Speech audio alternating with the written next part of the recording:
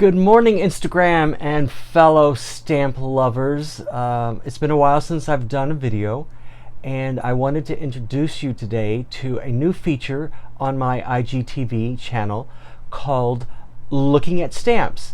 So what I wanted to do is I wanted to discuss how I collect stamps, how I use stamps, but more importantly, I want to talk to you about stamps themselves, how they can be used decoratively, as postage, to decorate your envelopes and your postcards. And what I plan on doing is discussing individual stamps as they are issued as new releases, so that you can actually take a look at the stamp in detail before you decide if you want to buy a stamp or not. So I will do all new issues of 2019. I've discussed some of these already on Instagram. But I'm also going to talk about some of the stamps I have in storage. So there's no way of knowing all the stamps that are out there. And we only know of stamps as others introduce them to us. So that's the whole goal of this particular series. So I hope you follow along. I hope you find something entertaining and of value. And let's go. Before we start talking about stamps, I want to share with you how I organize my stamps. And I have them all organized via a Excel spreadsheet, and have a variety of different columns. The first column is the denomination. The second column is the title, or the nickname that I've given it if it's too similar to another stamp. The third is how it's sold, whether it's sold in sheets of 20, sheets of 50, a booklet, a coil. The next column is the Scott number, which is the standard, international standard of numbering. And then the last three columns are some of the most important columns, and these are relatively new for me. The first is a primary theme, a secondary theme, and finally color. And each of these last three can be sorted alphabetically. So if I need for example, a train stamp, I can sort this by alphabet and get all the trains together so that I can see which stamps I can use. Similarly, for color, if I'm looking for a green stamp, I can sort this particular column alphabetically and have all the green stamps together.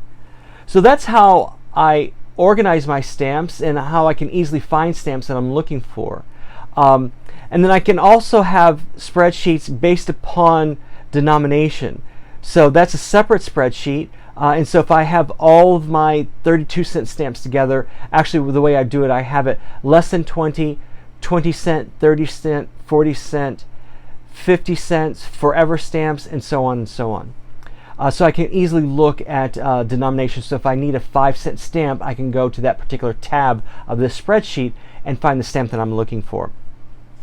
Now, this idea came about from a discussion I was having with my friend Ashley Aarons, who was in New York City, and we had a nice lunch together, and we were talking about stamps that we didn't know about. And she had mentioned that she had seen one of my $1 American Wave stamps that she didn't even know existed. And so she went on a hunt to find $1 stamps to help build up her collection. And I thought about that, and the reality is we really don't know about stamps unless we follow. But even then, there are so many stamps out there that we can't keep track of them all. So until we are introduced to stamps by others, we really don't know what's out there. And so that's the goal of this particular episode and of this particular series on my IGTV channel. It's sharing stamps, or what I call looking at stamps. And as a tribute to Ashley, I'm sharing a stamp that I bought because she shared it with me. And this is the Exploring the Solar System stamp sheet. It's a series of 5 different stamps. They are dollar stamps, which alludes to her search to find additional dollar stamps. This is Scott number 3410, and it's noteworthy because it's the first pentagon-shaped stamp that's out there. And this was issued in 2002. Once again, it's a series of 5 stamps, and each of these stamps depicts the sun in some form or another.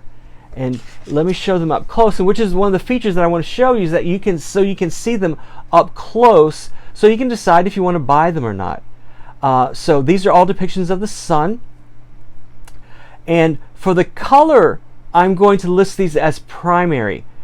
So the primary color stipulation is that it primarily deals with reds, blues, and greens. There's a lot of paper waste here. So the actual usage of the stamps are very small in relationship to the sheet. So I'm sure many people are buying these just for the sheet rather than to use the stamps. I'm planning on using the stamps. I like odd shaped stamps. And once again, these are the pentagons, so I think it would be fun. And the category that this will be filed under will be space, which is one of my primary categories. And each of these stamps is approximately a little over 1 1/4 inches. So I'm going to show you this, and hopefully you can pick up. There we go. You can see it's a little bit over 1 1/4 inches on each of the major dimensions. So there we go. And let me show you two one more time.